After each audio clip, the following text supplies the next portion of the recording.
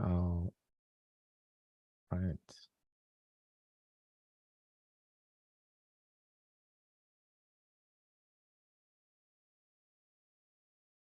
Can you start recording as well? Hello, everybody, and welcome to a new workshop hosted by me and my co-founder, Vladimir. We announced this workshop a couple of weeks ago. We're moving towards Q4, the last quarter of this year, and we want to share with you our updated framework of creating B2B marketing strategy for companies with high ACV, average contract value, and long sales cycle. And this framework we polished this year a lot. This framework is based on how your best customers are buying. Hence our promise to you, sharing the entire framework today. Start selling the way your best customers are buying.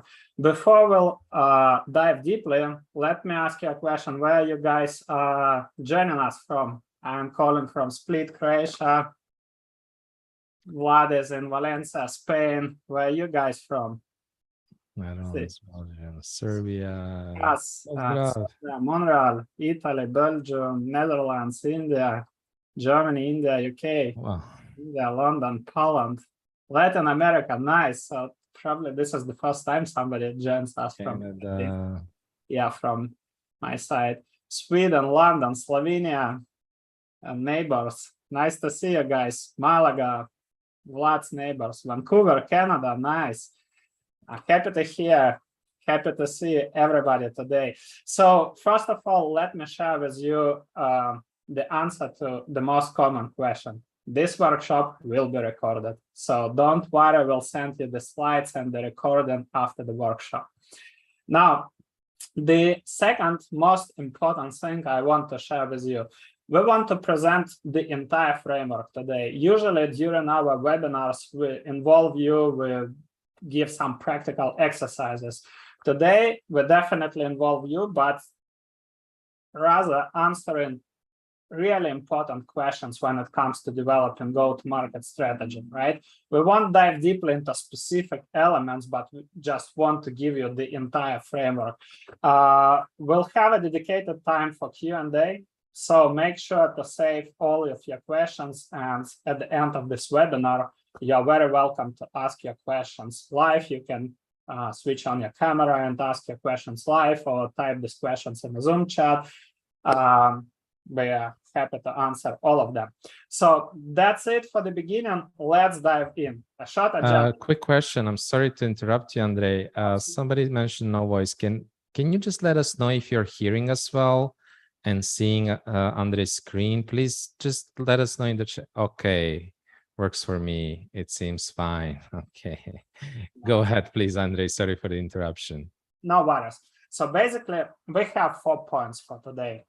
First of all, before we'll share the full funnel marketing strategy framework, we want to explain what changed in the buying process, or more precisely in the B2B buying process, right? I want to share our observations of how most B2B companies are marketing and selling to their target market, and how actually buyers are buying nowadays. Next, we are going to present you the entire framework of the full funnel marketing strategy. And finally, we'll present you our version of full funnel reporting of how to measure your go-to-market strategy efficacy, right? So let's dive in. The first question we want to ask you guys, how do B2B companies want their buyers to buy? Share with us in a Zoom chat. How would you reply to this question? How do B2B companies want their buyers to buy? What do they do? Share your thoughts in a Zoom chat. Sales free. Yeah. On autopilot, right? So again, just to make it clear, how B2B companies want their buyers to purchase their product, right? What they are doing online, spam them with info. That's actually very non-stop. Credit cards out, autonomously through the website, and limitless white papers. That's correct. Straightforward buying journey without involving other stakeholders. Demand quotation. Nice. Without regret. Love it, Paul. Thank you. Treat them as leads when they enter the funnel. Exactly. These are our observations. So last week I posted that so far with Vladimir, we have finished around 70 plus, maybe just more precisely 72 or 73 sales and marketing audits for the same group of companies. B2B tech companies, this stands for enterprise SaaS or enterprise service-based companies with high ACV and long sales cycles, right? And when we ask the question about a very simple question, how would you describe your go-to-market strategy? Quite often we hear a list of different tactics. So, for example, when it comes to awareness, this is actually very related to what you guys shared in a Zoom chat, right? So the way how they usually create awareness, they find the keywords that have high volume traffic, right? So-called SEO optimized, right? Blog posts, so focusing not on the needs of the buyer, but basically put in as much keywords as possible into that article. Drop links on social media, you know how this content is distributed. Hey, so we wrote a new awesome guide, go and check it on our website, right? And usually promoting, publishing something. Hey, we are happy to announce that we attended this conference. It was mind blown. Hey, so go and buy our product. I'm just a little bit generalizing, but more or less, I believe you guys have seen this multiple times, right? When it comes to demand generation, now the fun begins. You already mentioned this. It's all about gated ebooks. When the ebooks are promoted, right, then everybody who downloads the ebooks is sent to sales, and then sales start attacking, assaulting these prospects, right, with the follow-ups. I don't want to actually stop here because we have discussed this multiple times at prior events at our podcast. You have seen this, right? So it's all about linear buying process, direct ads, cold email, emails, right? Or more advanced or multi-step tactics with ebooks or webinars that are wrapped as educational webinars. You know how people say, we are going to deliver value to share everything, but these webinars are pure product pitches, right? And after the webinar, everybody who sign up is going to be attacked by salespeople. And we see this every single day. So right before this webinar, I opened LinkedIn, just opened my newsfeed, and just these are two fresh ads just to prove my thoughts. The webinar, last chance to grab my place. I have no idea even about the agents and why they are targeting me. And another one, again, it says a lot about the targeting, about European Union's corporate sustainability due diligence directive. So I have no idea how I became a target of these companies, but anyhow, one of them asks me to download the ebook. The second one is going to, even as you can see, even the date of the webinar is incorrect, so which is funny. So not 2022, but 2021. Anyhow, we see this every day. Once I asked Vlad to analyze one of our deals in detail through the customer interview, and I believe we can share the framework that explains really how B2B customers are buying and why this linear approach doesn't work. Vlad, can you drop some thoughts here? Very happy to. So this is actually just a subset of the whole process that we captured. And the whole process, I believe, has 45 steps that I managed to capture. And actually, truth be told, doesn't really matter how well you do your marketing, you will always only have a limited view on the buying process, right? Whether it's through your data, whether through customer interviews, etc. There are always going to be many, many more things that are happening. But this illustration, without going into a lot of details, you're going to see that there have been multiple touches, that there have been multiple channels that have been used. So, you know, a lot of it was happened on LinkedIn, people seeing our posts, us following up via messages. Some of it happened on our Trenches community. If you haven't heard about Trenches community, you should definitely check it out. Maybe Andre can drop a link here. But there's a lot of like different things that happened. And actually, you know, recently I had a call with a new prospect who became a customer. And during the sales process, I've spoken to 4 or 5 people. And out of those 4 or 5 people, I only knew one person. Like I kind of like knew about their part of the buying journey. I was in contact with them, with the CFO, in fact, via LinkedIn. But everybody else knew me in the team. And so the number 6 here, what you can see is that what was happening actually with that team is that the CFO was sharing my posts in the company Slack, the so-called dark social, and they all knew me, and they all knew what we are all about and what we were doing. So there was a big part of the process that we were completely not aware of. So without going into too much detail, people are going through a lot of steps. We're going to give you a framework that will help you think about the buying process and the different steps that the people take, and also how you can influence it. But the point that we wanted to make here is that it is complex, it is multi-channel, it is multi-touch, it is back and forth. A lot of the things that happened here happen inbound. Some of these things happened as a follow-up, etc. And this is how actually we finally closed that deal. But like I said, this is 15 out of 44 steps, and many more steps that we are not even aware of. So I believe before we'll move forward, we need to discuss this question. And I would love to ask you guys, the companies that are following this linear mindset, lead generation mindset, right? What do you think are the challenges these companies are facing? Share with us in a Zoom chat. And then I'm going to share with you the stats that we have collected with Flood by talking with almost 250 B2B tech companies.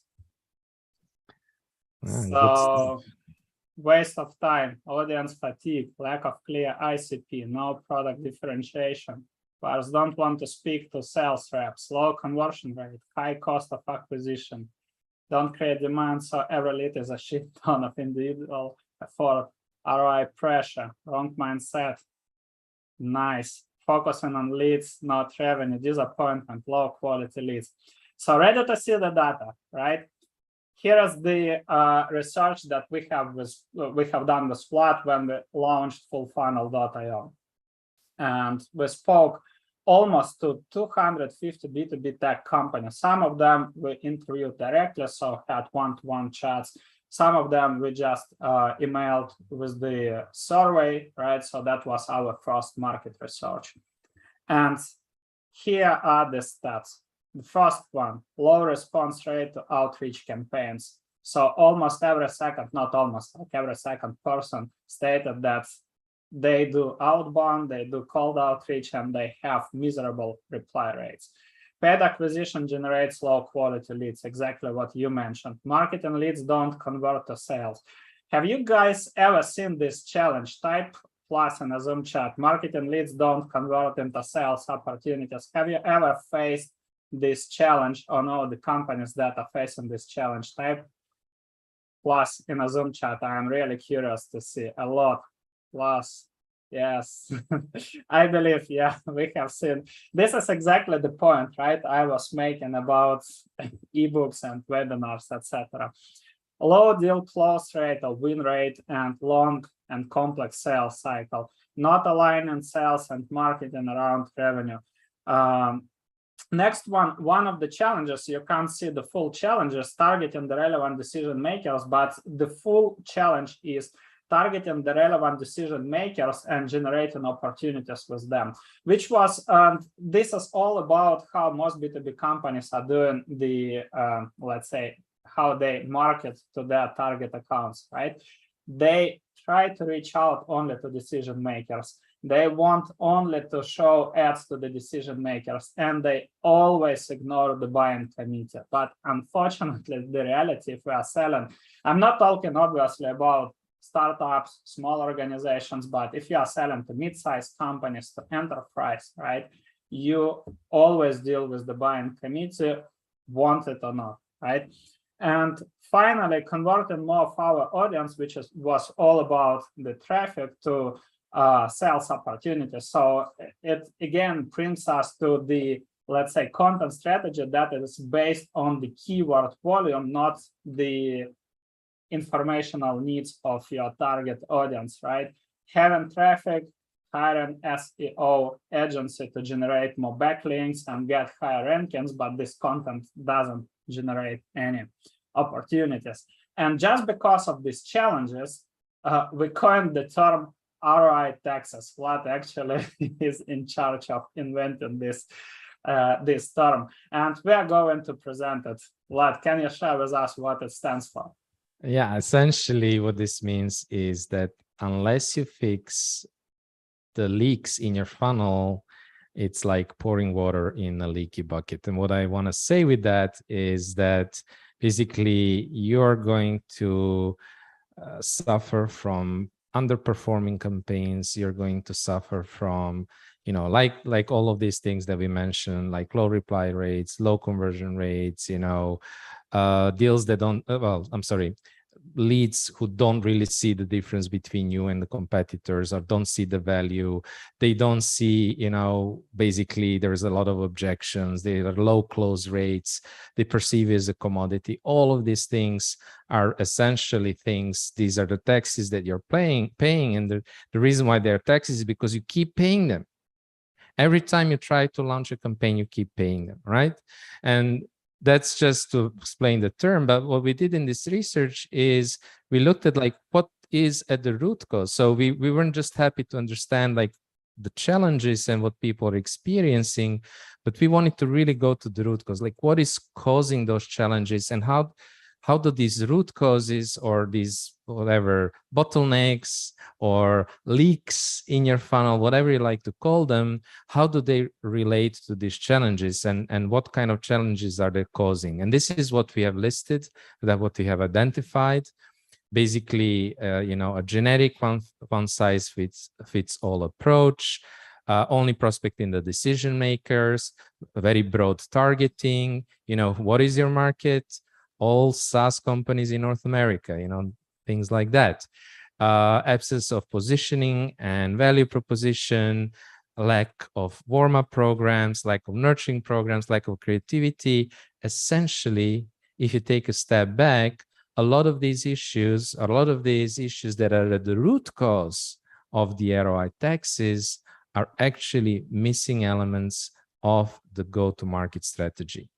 And that was a big conclusion that we came to when it wasn't so much about the copy, the creative, you know, knowledge of the channels, all of these things that, you know, marketers are usually focusing on, you know, the scripts, you know, whatever, latest TikToks, whatever, latest channels. No, it was about the fundamentals. It was about the foundation. And so this is basically another reason why you really need to stay and listen to the rest of the presentation, where we're going to help you fix these problems and these leaks and avoid ROI taxes. And actually, that was a good question. I just want to address only this one, but guys, please save all of your questions. We'll have a dedicated Q&A section for this webinar. So addressing only one point about the decision makers, Martin and Victor already helped a lot and answered this question. But the key point, I would give you one idea, maybe more precise example so you understand it. Imagine you are selling sales tech software, I don't know, cold outreach, whatever, cadence for outbound, etc., right? You want to talk to CRO or head of sales, but who is the end user of the product, right? That's the first thing to think about. Let's say you want to have LinkedIn, let's say, or you want to somehow to connect this solution with your ERP system or CRM or Salesforce. Now you are dealing with your IT department, and these people might tell a lot about the security of software, etc. So that's this group of blockers, etc. And usually, even if you'll be able to get, to CRO, just to give you an idea, in most cases, your product will be sent to SDRs. And the truth is that people are not that willing to switch unless they have a real problem with the existing solution. They are not willing to spend time on switching to another software, learning it, etc., adapting their processes, prospecting, etc. So that's the idea. That's why you need to always connect with the buying committee. And that was a very simple example. Imagine if you are selling, let's say, software with average contract value of 1 million, and you are selling to manufacturing companies, and you are selling to multiple departments, engineers, IT, marketing, logistics, etc. So the question is, would you try to go to get the meeting with appointment with the general director of that manufacturing company or CEO? I bet no. So that's an explanation why it makes sense. Okay, so the next question, again, we want to involve you guys. What is a go-to-market strategy? How would you define it? Share with us in the Zoom chat. What is a go-to-market strategy? We are really curious to hear your thoughts. How would you define it?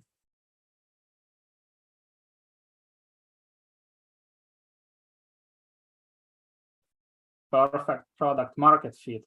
Approach to engage prospects. Okay. Any other thoughts? A strategy aligned with the goals of the business sales. Nice. A clear directive on finding and closing customers. Nice. Deliver unique value prop to the right people. Nice. Thank you. So the way how we would describe go-to-market strategy is a clear path from point A, where you are right now, to point B, desired outcome with the required resources, right? People, tech stack, or skill set. That includes focusing on the most lucrative market segments and customers. Last week, we hosted the market segmentation workshop, and many people underevaluate the importance of the market segmentation. This is the first step to defining the most lucrative market segments, right? Next one, adapting value proposition and marketing message to these customers. Different segments are buying differently. They have different reasons to buy. They have different research process, etc. That's why your unique value proposition should be unique to a specific segment. Next, identifying triggers that make your customers start searching and learning about your product like yours. And this is what how demand generation program can help, right? Identifying the buying process and influence this buying process. This is what demand capturing stands for. Adapting your marketing and sales to the way your customers are buying, right? Because that's the ultimate goal, to adapt. We are living in the buyer-dominated era. And finally, expanding the business with existing customers and stimulating word of mouth. So I think the next point I would love to ask you guys is, what are the core elements of the go-to-market strategy? Definitely you have seen some of them in the previous slide, but I would love to hear your thoughts. What are the core elements of the go-to-market strategy? Share again in a Zoom chat. What you believe the most important elements? Content strategy.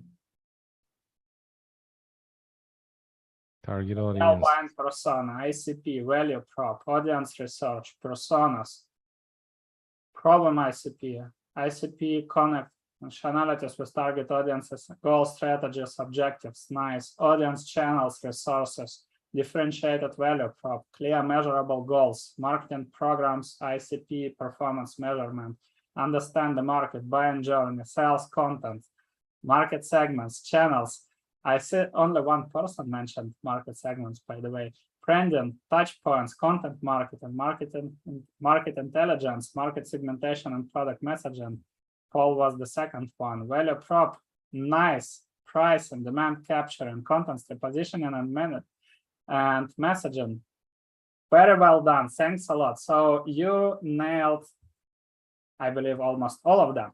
So this is how we present our go-to-market strategy, right? These are the most important points we believe your go-to-market strategy should include.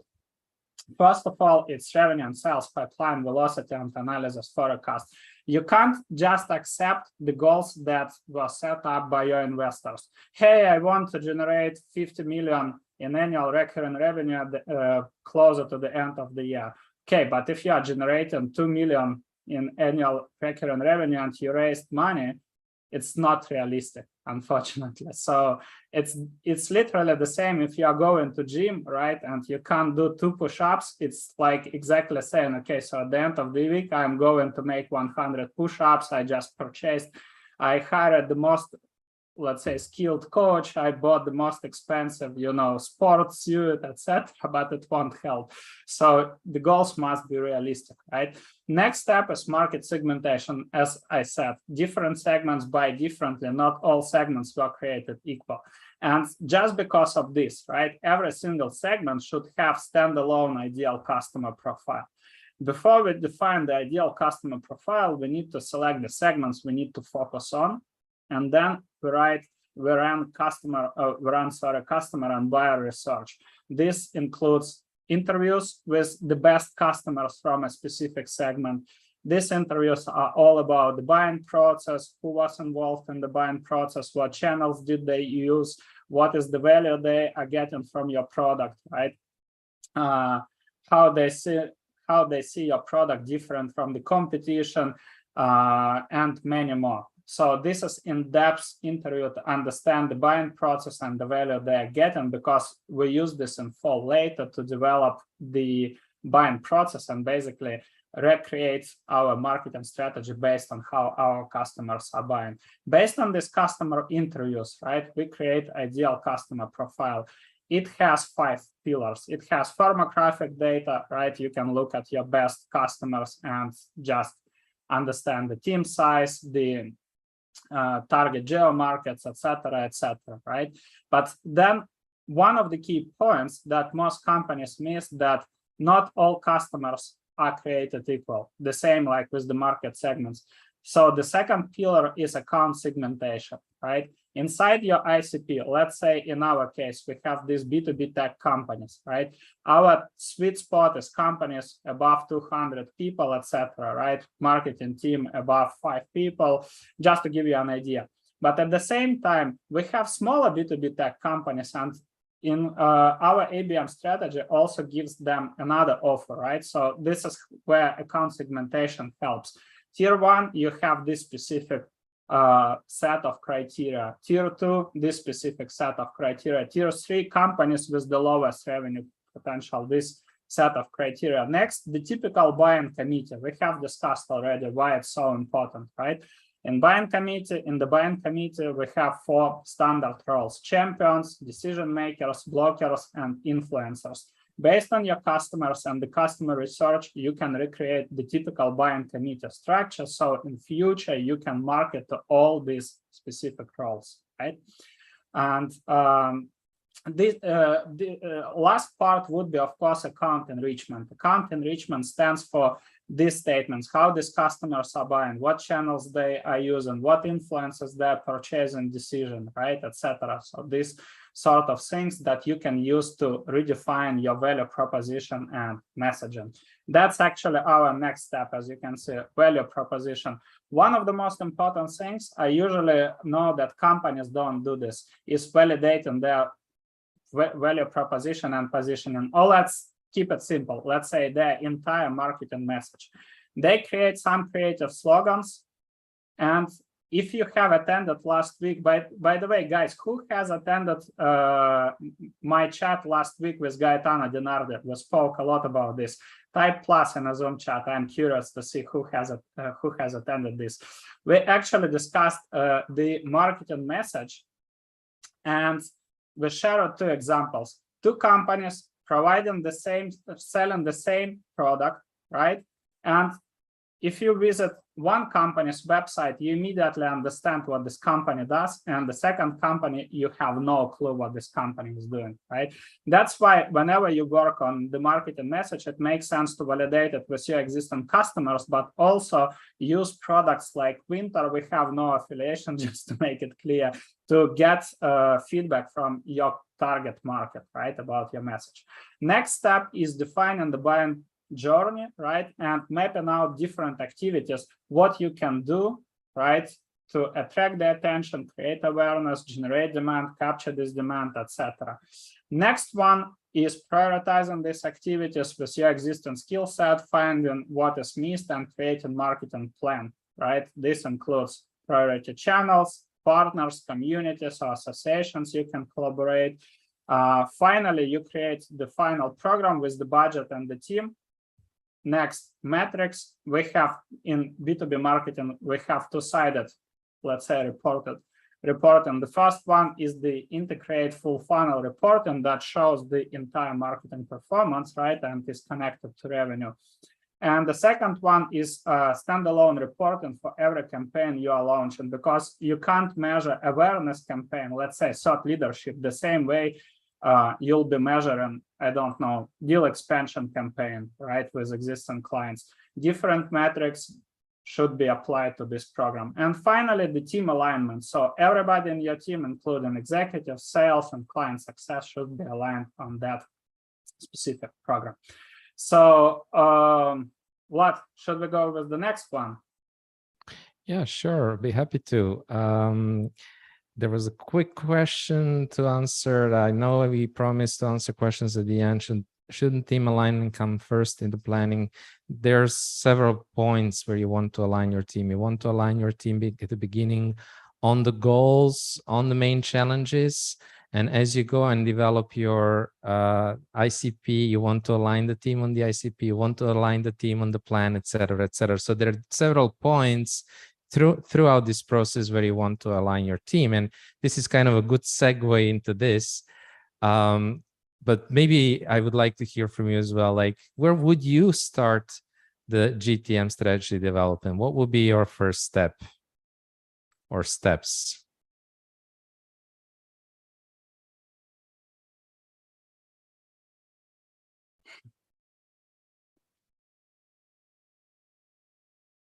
So research, interviewing most happy customers, CRM analysis, research. These are actually very good answers.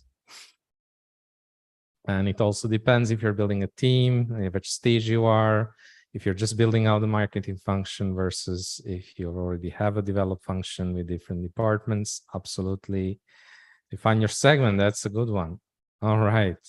So let's see if you got this right. Essentially, I think that's really important when you're starting to answer these 5 questions, and you mentioned some of them.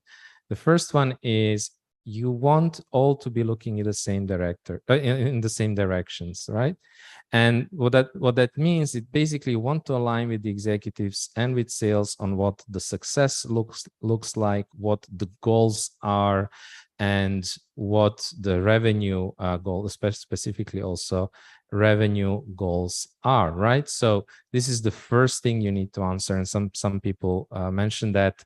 And that was also kind of the answer to the question, like, isn't there a team alignment at the beginning? Yes, this is the first point where you want to align the team, right? The second question you want to answer is, how are we going to achieve that, right? So that includes both in terms of like the programs that you need to start, but also what skill set and budget do we need and can afford, right? Because at the end, you know, you will always be limited. So really at the end, it is about understanding, let's say, the 20% of the channels, target customers, target accounts, segments, activities, etc., that will bring you the 80% of the results, right? Within the existing, the available, let's say, budget. What's really important, what a lot of people kind of skip over, is like, what are the challenges or risks that we have with this approach, that we have with our plan, and what are the kind of challenges that we need to solve and how should we solve them? How should we overcome them? That's another point where you want to align your team and have a clear idea. So that's we start almost every go-to-market strategy development. One of the first thing we do there is also like risk mitigation to understand that, and so as a team we can solve that. And then also you want to understand and want to be aligned on the role of marketing in your organizations and where should we be focusing on. And we'll come back to that in a moment. But one thing that Andre already touched upon and that we are going to zoom in as well is we said, okay, we are going to align on goals and how the success look like. Well, if you want to have clarity on the goals, you should also need to have clarity on the way that you are going to measure that success, right? And I just wanted to also kind of zoom in into one of these points here. What was the role of marketing in the organization? If you can switch to the next slide, because I would like to hear what people think about it. Like, in your opinion, for B2B companies with high annual contract value, with large deal size, Andre, if you can switch to the next slide, what is the role of marketing? You know, what, in your opinion, should be the role of marketing?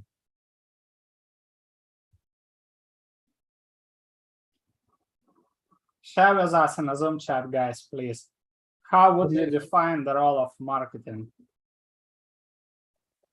Generate demand, fast quality leads to sales, driving, capturing demand generation, branding and positioning.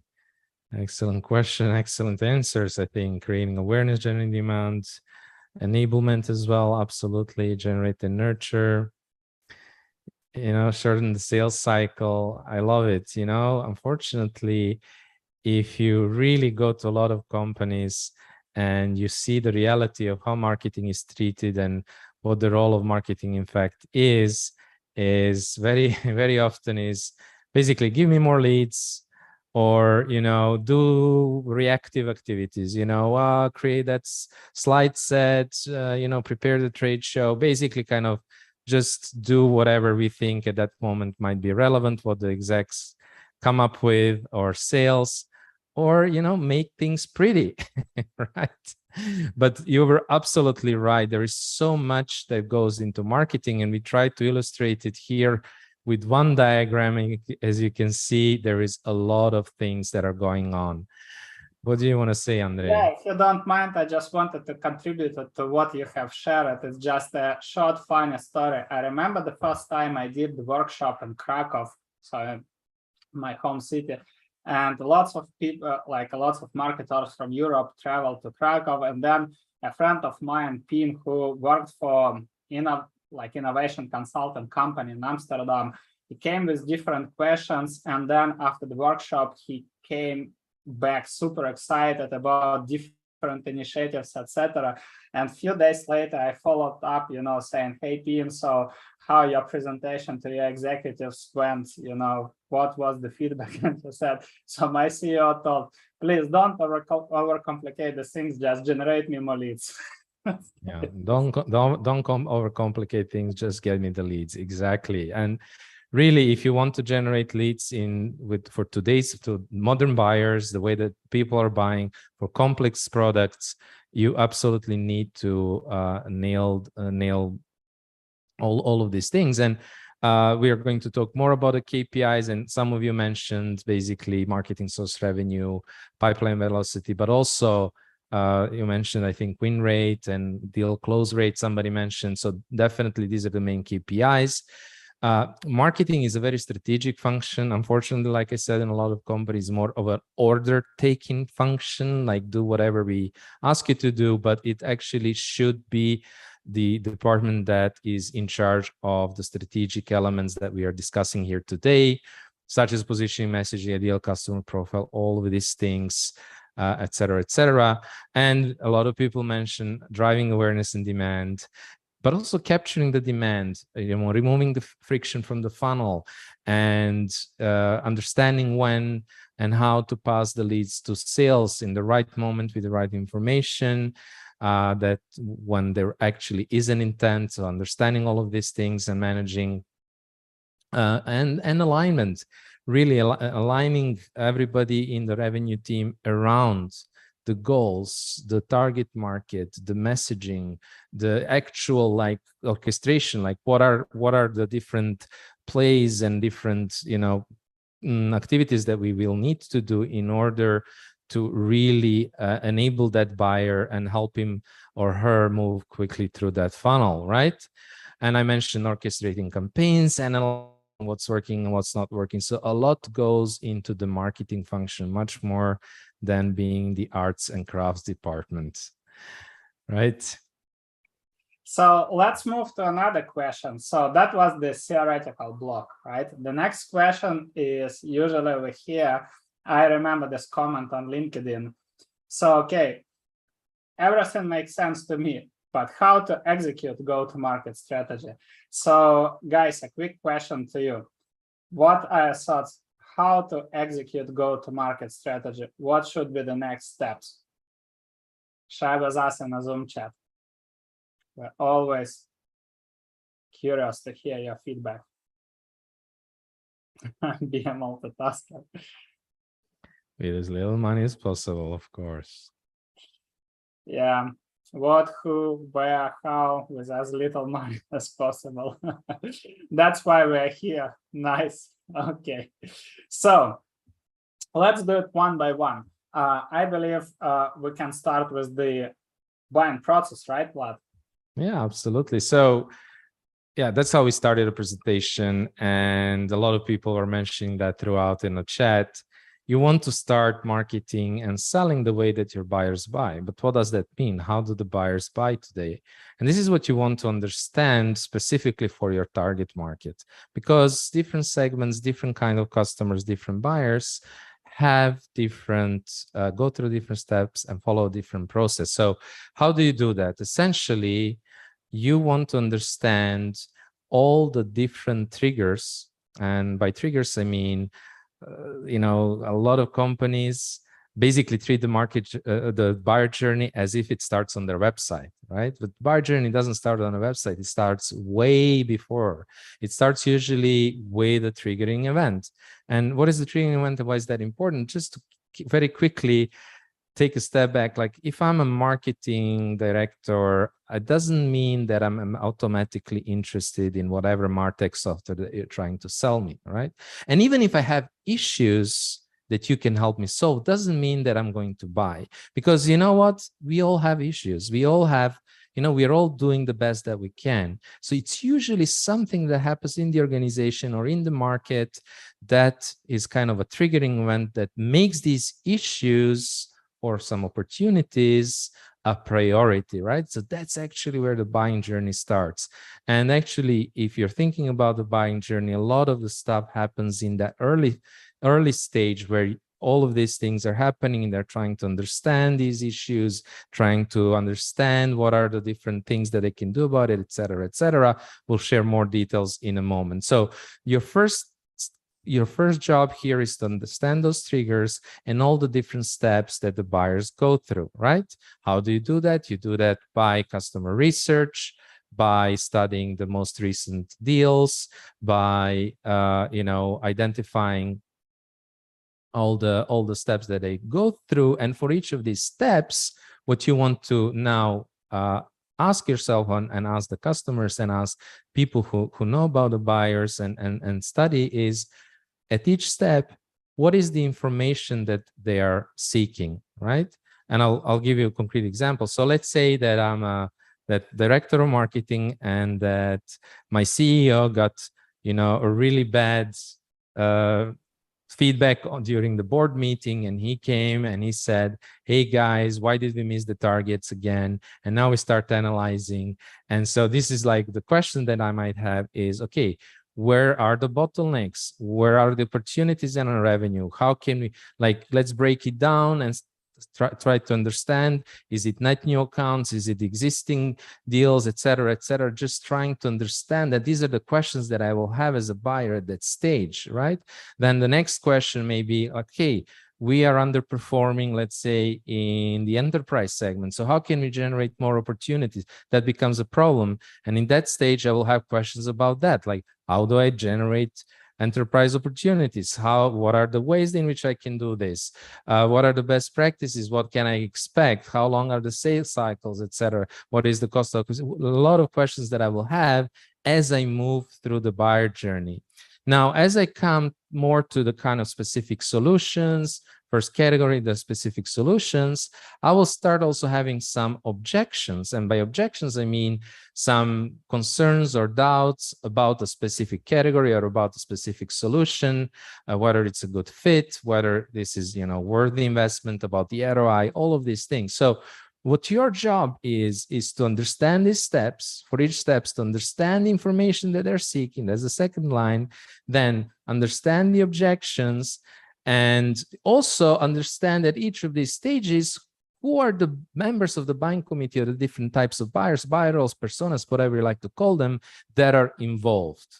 And what kind of purchase criteria do they have? How do they evaluate the product like yours? How do they, what is the kind of information that they need? What is the kind of information that they present to their decision makers? What are the kind of questions that they get from their colleagues, et cetera, et cetera, et cetera? Because once you know that, you can now start thinking about, okay, what are the kind of activities and kind of content that I need to basically influence buyers, answer their questions, and address their objections as they are moving through the buying process? So that's essentially understanding the buying process and how to influence it.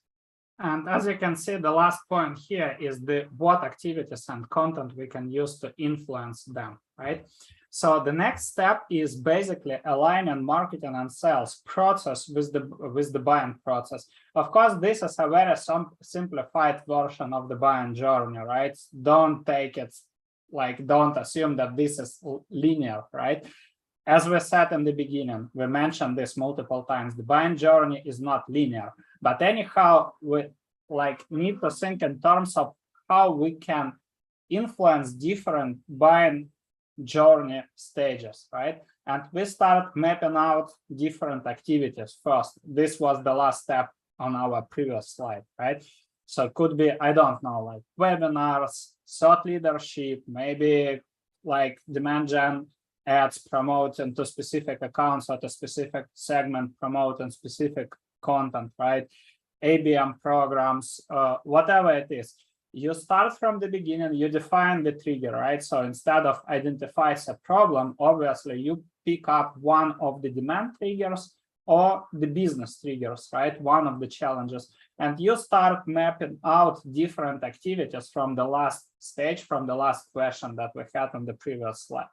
Once you map it out, the next step is allocate resources, right? You look at your existing team, and you start mapping it out. Who is in charge of what? Remember, some of you mentioned who, how, where, etc. This is exactly what we're going to explain. Next, it will be, once you'll do this exercise, once you'll draw this simple diagram, right, or flow chart, it would be easier to understand what skill set is missed. Or you can evaluate, once you map out the existing, let's say, team resources, you can say, okay, so we don't have a good content writer, or we don't have skills in creating buyer enablement, so we need to get help, or we need to get education, or whatever, right? We need to hire, for example, we have enough capacity to do, let's say, paid demand ads, so we don't have capacity to do SEO, whatever it is, right? So we need to hire agency for this. This is the right way, because most B2B companies do completely opposite. They say, okay, so we raised 50 million, let's hire a demand gen agency, let's hire SEO agency, let's hire performance marketing agency, and let's hire 15 more marketers to do all other stuff, right? But they have no clue how to map out these activities.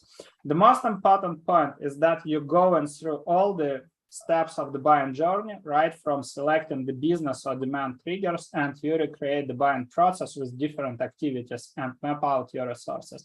And you do it for the 4 roles in the buying committee: the champion, the decision maker. For the decision maker, usually you will have in most cases, even one journey. They join the journey, the buying process at the latest stages. They usually ask for the information to prove the budget, maybe references, case studies, budget justification, or whatever, right?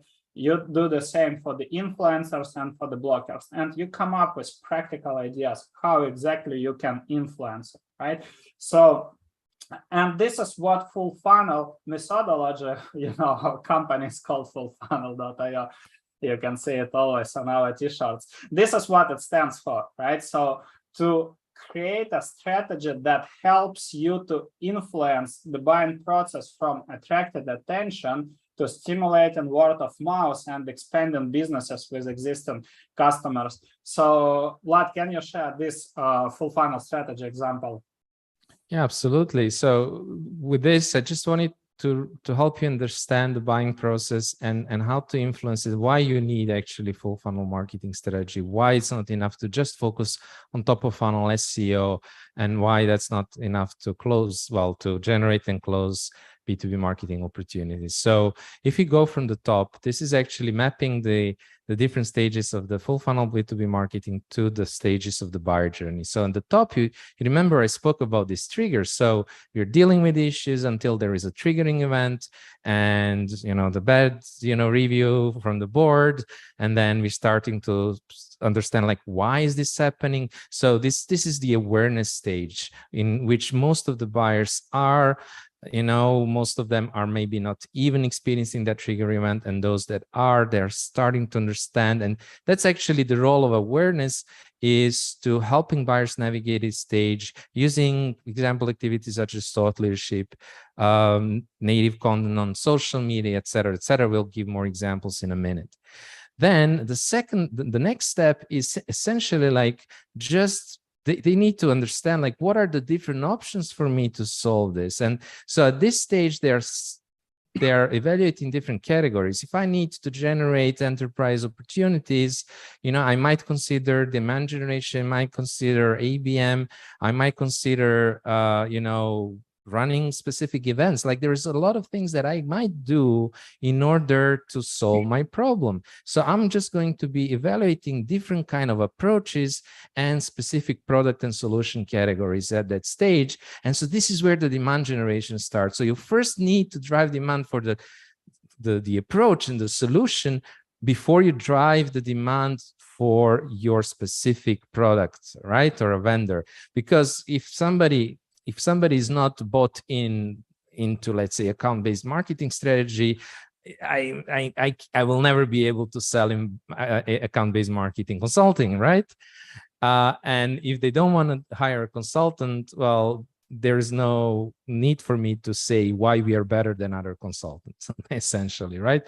So this is what's happening. In the next stage, they're going into evaluation of the different vendors. And by the way, on the right-hand side, what you see is all the steps that I mapped with the 44 steps of the buying journey. I will publish an article in a couple of weeks about this, so you can like really dive in deeper. But essentially they are like basically set on a specific category. Okay, I want to do the ABM. I want to buy a technology, or I want to work with the training. I want to whatever. And now they're really listing, discovering, and evaluating individual vendors. This is where you're also still generating demand for your specific solution.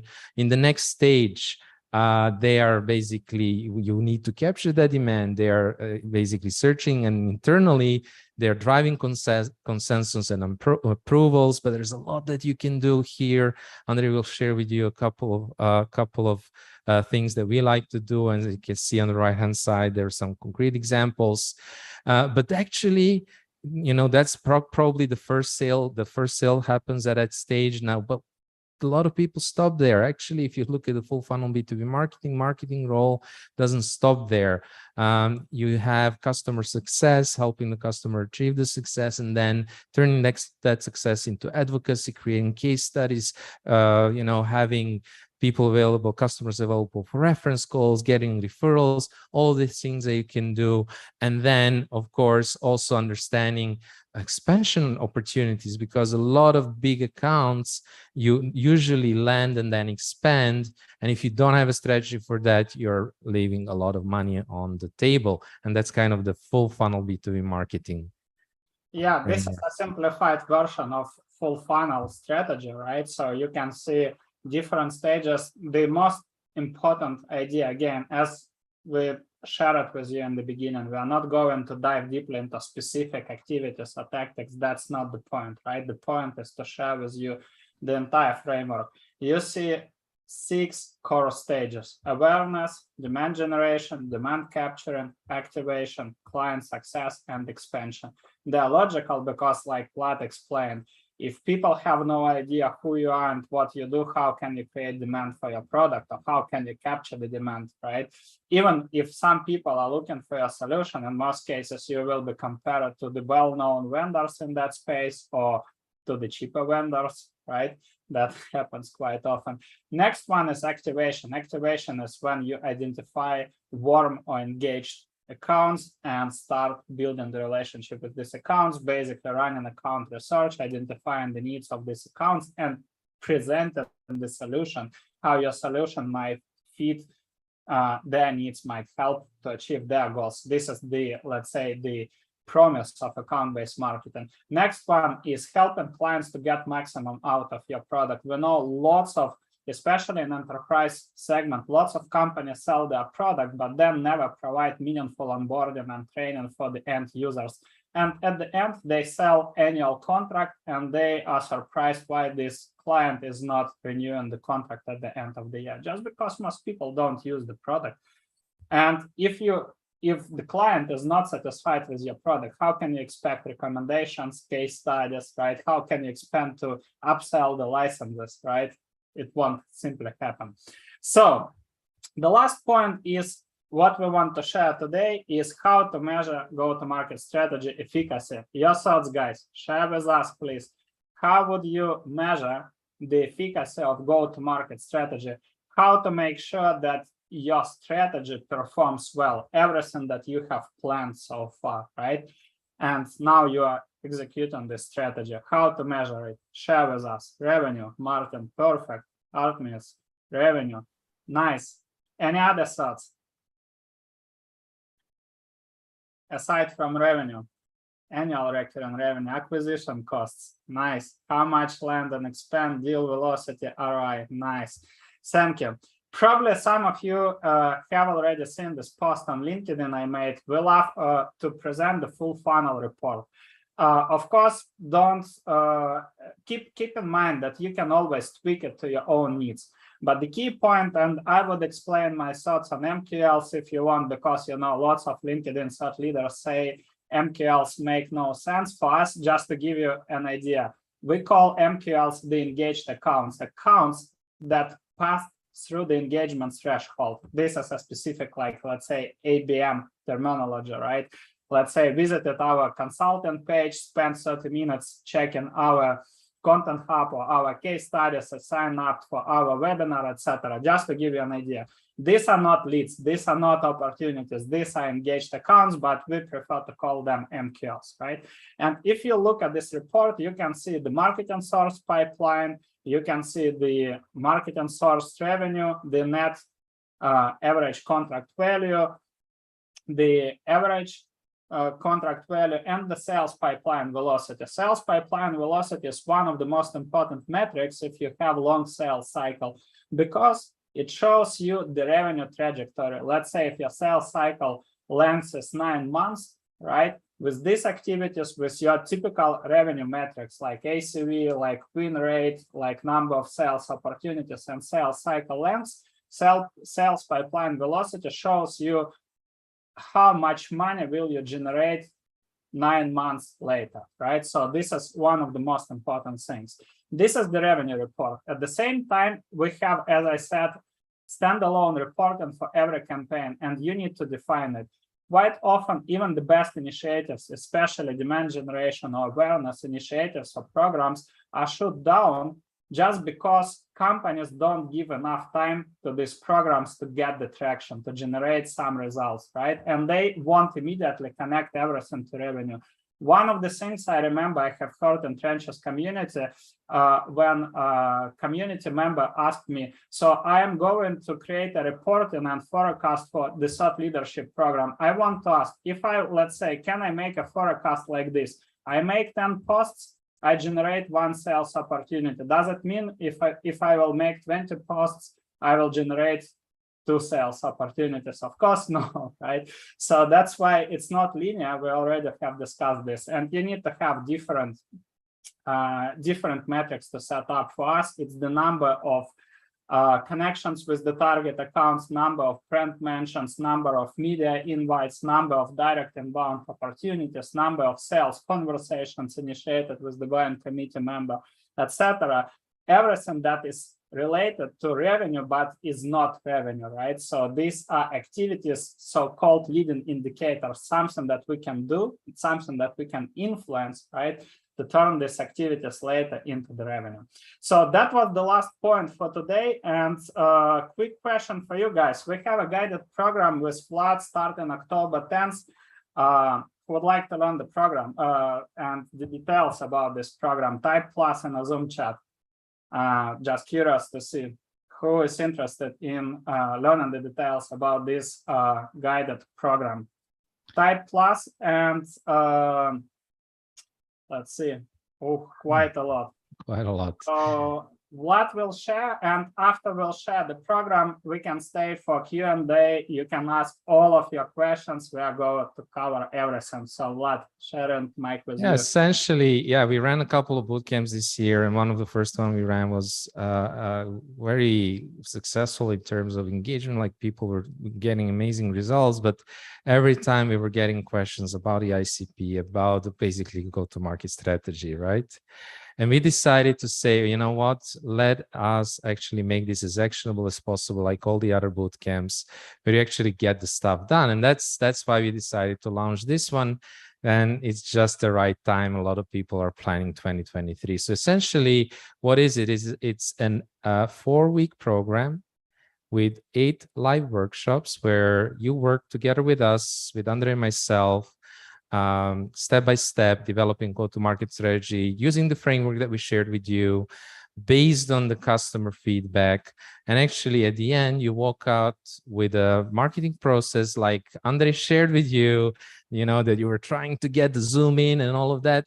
It's not necessary, because, you know, you need to create that for yourself based on the insights into your specific customers, market segments, etc., etc. So this is the goal. The goal is to help you understand the buying process, understand how your best customers buy, and develop the marketing process to influence that, to generate demand, awareness demand, and to land enterprise, or let's say target opportunities. Now, this bootcamp is not for everybody. I think it's only relevant for people, marketers, whether you're, you know, working as a marketer or as a consultant, you know, consulting companies, with B2B tech companies specifically, or B2B service companies that have an average deal size, which is 5 or 6 figures, right? What does it mean? You know, it could be like 30, 50K a year, could be up to, you know, 500, 600, 700. That's essentially most of our customers, how they are. That's a specific target that it's also for you if you want to develop skills and basically move more towards the management, such as the CMO or VP. You really need to nail this stuff and to understand this. And obviously, if your role as a marketer is to help raise your brand awareness and generate and capture demand, generate sales, actual qualified pipeline and opportunities and deals in marketing, this is for you. Practically, this is starting quite soon, in 3 weeks, no, 2 and a bit, right? Yeah. Weeks. And how does it work? These are sessions where you don't come and listen. This is not like content consumption, passive content consumption. These are sessions that are 90 minutes of work. So we give you a bit of a bit of instruction, show you how to do it, and then we do it. And then we actually do it during the session, right? And so we have 8 sessions like that. There's some homework in between. They're every Monday and Thursday. You see the times. Everything is, of course, recorded, and you get these lifetime access to all of the materials and templates and anything you need. But in addition to that, you also get feedback from us, Q&A constantly throughout the week, throughout the 4 weeks, and we really help you get this done. All right. So what are the kind of outcomes that you can expect? You can expect, like I mentioned, marketing that is based on in-depth understanding of your best customers. And how can that look like? Well, we work here with Tom, for example, on his B2B marketing strategy. And by figuring out who his best customers are, he actually stopped focusing completely on the, let's say, lower end customers. And as a result, he got basically his average deal size went 5 times. He started closing many more deals, and that really had a big impact on their team, and they even won an investment as a result of the updated marketing strategy. So it is about the 20/80. Remember, we spoke about it. How can you get the 20% of the target market that will give you the best results, and the actions that will give you the best possible result in terms of marketing ROI. You will also work on, this is really important, on the messaging value proposition, so that you can position your solution, you can stand out, in your category, which is usually very crowded. Like I don't know many categories that are not, and that it also resonates with those best customers. And in this example, this gentleman had, just from the update positioning, an immediate 50% increase in MRR. And one really important thing that not a lot of people are talking about, if some of you mentioned during this webinar, is sales and executive alignment and buy-in. Now, I'm sure that a lot of you have tried to present the programs or ideas to your executives or whomever is, or maybe clients. And unfortunately, a lot of times these ideas get shut down in the process. So here we are going to share exactly the process that we go through to get the buying on our programs, which is basically 90% successful so far, has been. And really important is to really get not just the buying, but alignment of sales. So between what markets are we going after, what is the approach, and also what is my responsibility from sales, how can, what are the things they need to do to help, and also, like I said, getting the buy-in. So these are some of the outcomes. And maybe just to mention, just so that there is no confusion, this is not like a training program like other training program. Is basically, instead of passively consuming content I mentioned, we are going to actually work together. You're going to walk away concrete results that you can share with your team. Next, if you can move, you will get real-time feedback from myself and Andre, and also other B2B marketers. So you're going to be going through the same steps with the community B2B marketers, get the support, get extra accountability and motivation. For some people, it's really helpful to get this done, get these things done, and we'll review the work and give you feedback on the different things that you're going to produce. And this is actually not a strategy that is based on some theories or based on some creative ideation. This is a strategy that is based on customer insights. So we're going to help you get the right insights from your customers, do the research in a proper way, and also make it actionable, because a lot of companies do a lot of research, but they don't do anything with those results. So we are going to help you turn that into concrete actions. We are going to share you real examples of B2B marketing strategies. Like, we share a lot of examples, whether that's ABM, whether that's, demand generation. And the strategy is not just like things that we saw, but things that we have actually done and have generated, 6 or 7 figure pipeline, within less than 6 months. And also, as you can see, we are quite thorough. So we're not going to give you just one piece of the puzzle and say, this is, this is the silver bullet you need to master, but we are going to give you the complete puzzle. So I know that, it may seem like a lot, but that's actually what you need in order to make your marketing effective.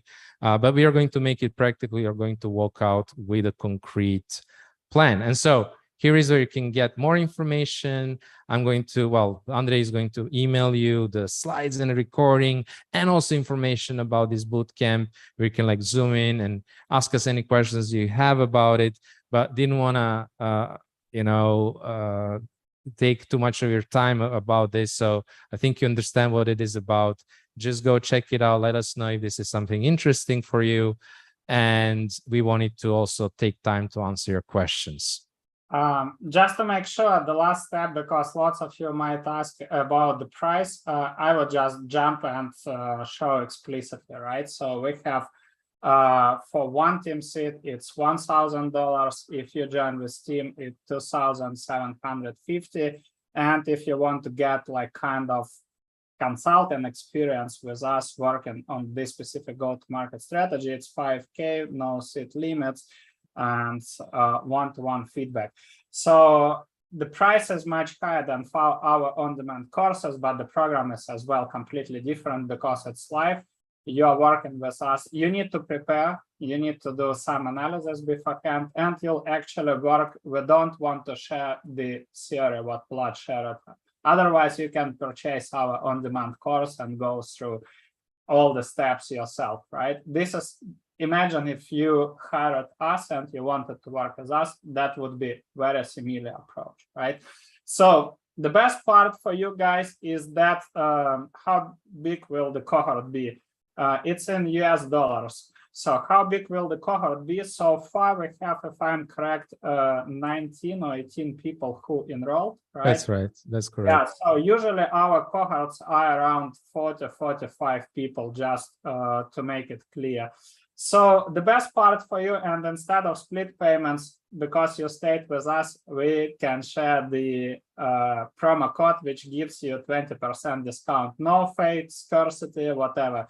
I won't say that it will expire tonight, right? No, this, let's leave it for other marketers. You can use this discount code, navigate here, have a coupon code, and just apply it. I will show you.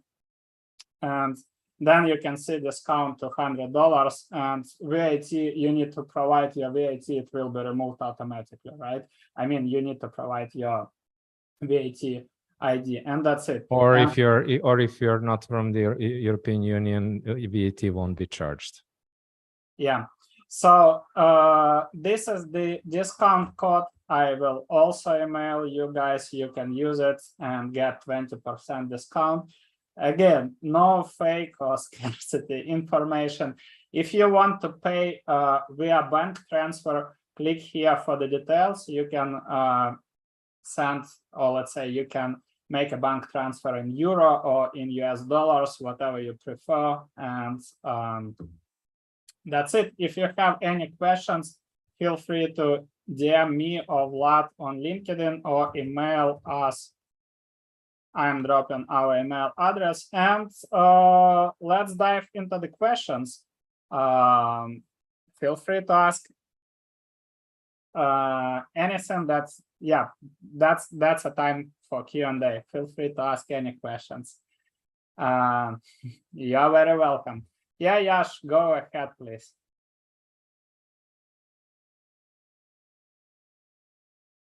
Feel free to type your question in a Zoom chat. Or just raise a hand that will put you on the microphone, camera, and you can just ask us a question live. Yeah. A lot of people need no questions. I'm sorry, Vlad, to interrupt you. If you have no questions, just at least share your quick feedback. What was it good? Was it great? Was it bad? Lots of you have already shared it, so much appreciated, guys. Thanks a lot for your feedback. Really appreciate it. How do you define SQLs in ABM sense? We define SQLs always the same. These are the companies that raised a hand and said, hey, I want to buy your product. And they initiate the demo call, or they want to, let's say, they have a discovery call or demo call, and they fit your ideal customer profile, right? That's a sales qualified lead. What questions would you ask to develop good ICP? You can quickly, Vlad, share our 6 groups of questions, and I will share the guide where the guys can check it, okay? I'm sorry. Yeah. So the questions to develop ICP. So you can share the group of questions that we usually ask during the buying process. Absolutely. You want me to put it in here or put it in a content hub? Yeah, we can include it in the content hub, but by the way, you can just share the main. Yeah. Okay. Yash would like to ask a question. Can you raise your hand? Then you're going to be on top of the pile here, and it's going to be easier. So I'm muting you, Yash. Also, Zachary, just sorry, Yash. Zachary, I just dropped a link to our ICP guide. You will have in this guide, you can see exact group of questions and exact questions we are asking during the interviews with the customer, so you can use it and tweak it right to your own needs. Yash, sorry, can you go please go ahead? Yeah. First of all, thank you so much, Andre and Vlad.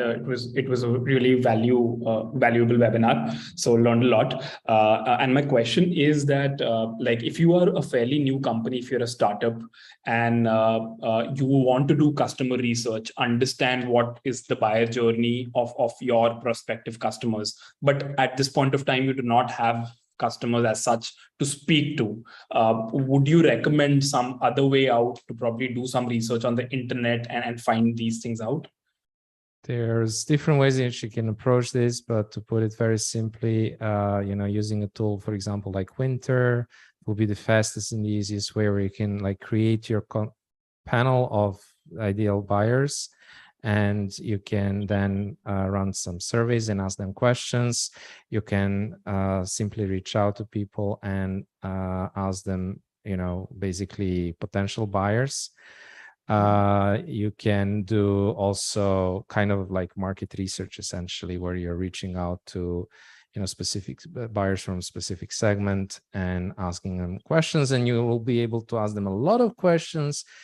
But what you won't be able to ask them, of course, are questions that are related to why do they choose you instead of competitors, and what kind of value they get. So you'll be able to learn a lot, but of course, there is no substitute from, substitute. I mean, definitely there's going to be missing pieces of the puzzle, which is completely normal for your stage. Does that help? Yeah, absolutely, Vlad. And you named a tool. Can you please come again with that? I could not get it. Winter, and I will type it in a chat. Sure. It's from our great friend Peplaya. Winter, yes. This is a unique tool, actually, of its kind with B2B audiences. Let me pick up the next one from Alex. You mentioned understanding customer concerns, doubts, and objections. What would you ask customers to identify and explore this? This is a fantastic question, which brings us back to the importance of the buying committee. That's why you shouldn't skip, champions, and first of all, build relationship with them, right? If you have a good relationship with champion, usually you can, let's say, if you have every organization deals with this. You have stolen leads, right? Or stolen opportunities that got stuck for a specific reason, right? So the way if you have a good relationship, right, I would simply initiate the call with the champion and simply ask several questions. What is holding us from signing the contract? Who is currently reviewing it? Who is involved in the purchasing process? Did they ask any specific questions? Did they request any content from you? How did you reply these questions, right? This simple call will give you tons of insights. If you are starting this, of course, this is an ongoing process, right? But if you want to start from scratch, and let's say you want to work on the buyer enablement program, right? what you can do is just sit down with sales and analyze the last deals and at least take something out, right? Extract some insights. You won't get a full picture, but at least you can get some insights. And at the same time, run this customer interviews. You can ask the questions the same. Who was involved? With whom you compared us, right? What motivated you to purchase our product? Why didn't you choose our competitors? This is really a powerful question to understand what makes you different, right? And then simply ask, did you have any concerns? That's one. And one more question, which is really important from my perspective. Are there any red flags in your buying experience, right? Or during your buying experience that will move you back from the vendor? For example, lots of customers told, so I remember one of recent projects we are working currently with Vlad, and our client made customer interviews and the insights came, if I visit the website and I don't see the pricing and I need to go and book a call with sales rep, I will just simply move away and find another vendor. I don't want to hang out with SDR just, to get the price. It's really simple. I mean, I don't say that everybody should apply this insight, right? But just to give you an idea, this is the way. Let me know if there is another question that I like to take here from Martin about triggers and demand triggers versus internal triggers. And it's a really, really good question, Martin. Essentially, what Martin is asking is, can we also kind of create a trigger? Can we somehow impact that? And the answer is yes.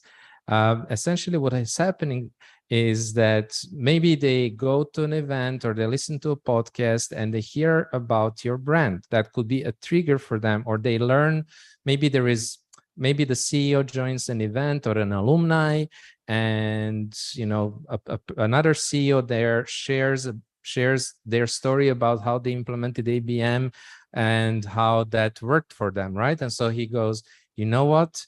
This is something that might work for us too, right? So you can absolutely, this is why one of the reasons why you want to be writing about these triggers, why you want to be writing about, why you want to be spending so much time creating awareness, not just awareness of your brand, but also awareness of your solution category, of your approach, etc.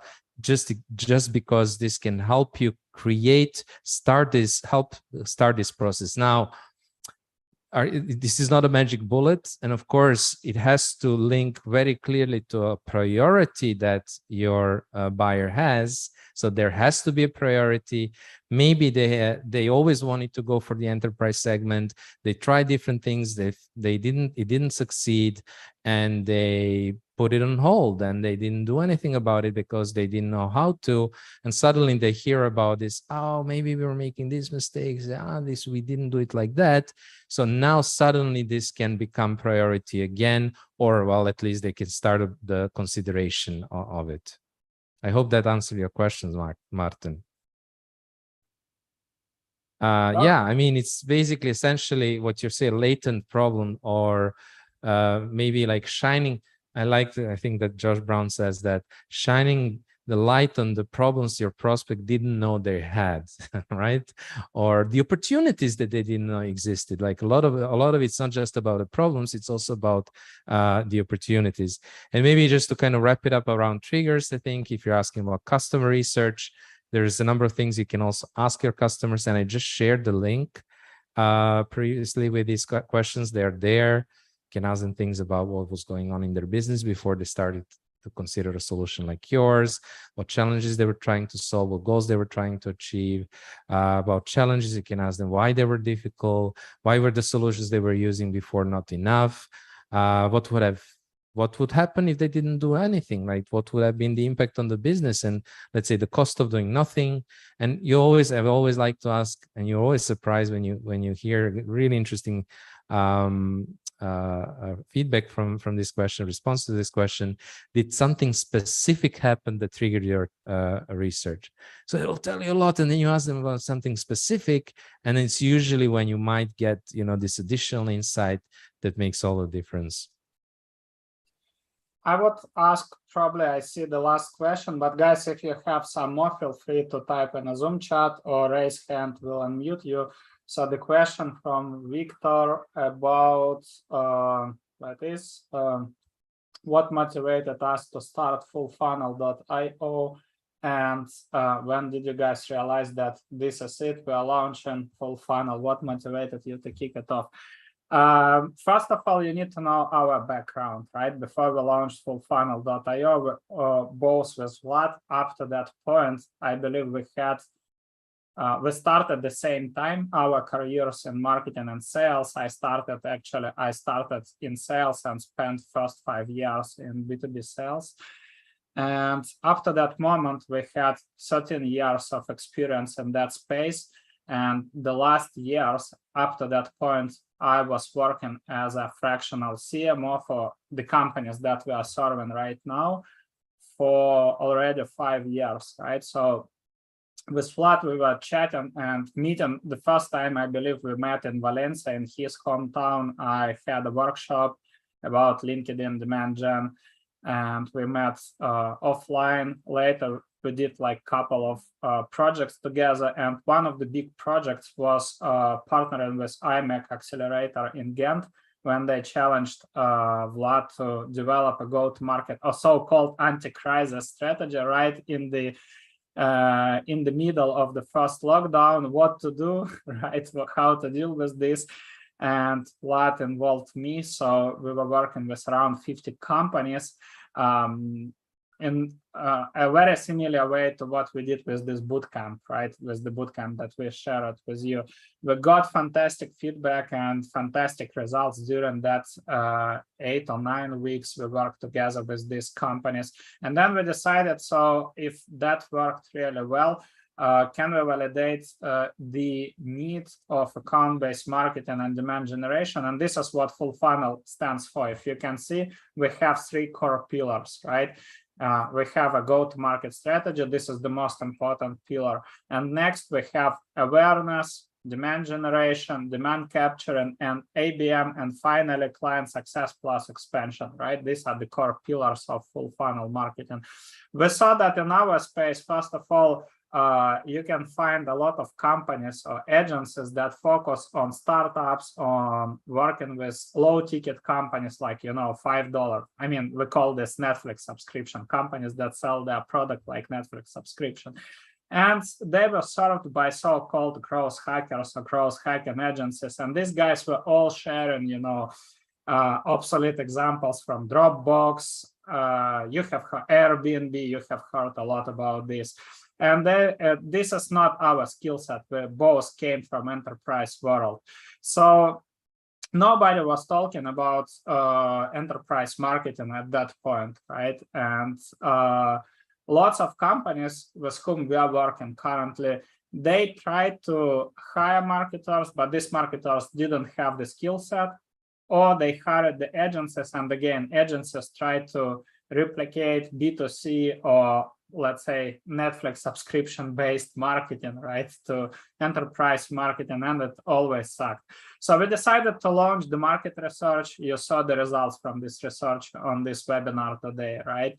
And also launch a simple campaign. On our YouTube channel, we have a debriefing of that campaign that we did just with Vlad, and it was like a very niche, but a very nice campaign, which we call one to few, right? If we'll use ABM terminology. So we partnered with another accelerator in Belgium.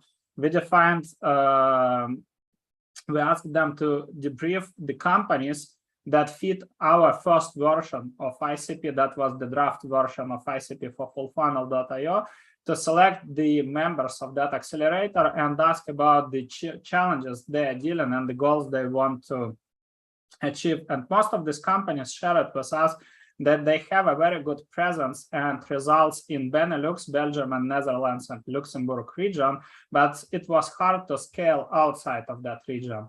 So we did additional research. We spoke to these companies. We extracted the specific challenges they were dealing with.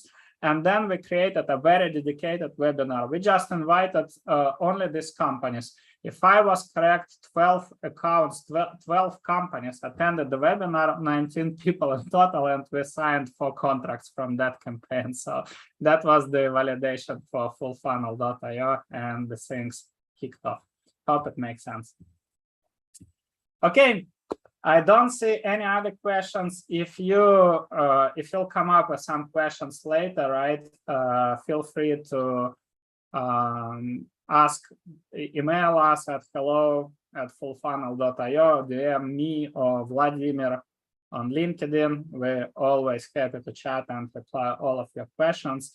I would love to see some of you at our GTM bootcamp starting in 2 weeks, right? And help you to create this full funnel go-to-market strategy for 2023 together with Vladimir. Have a fantastic rest of the week, guys, and enjoy the evening, or maybe some of you the rest of the day. Cheers. Take care.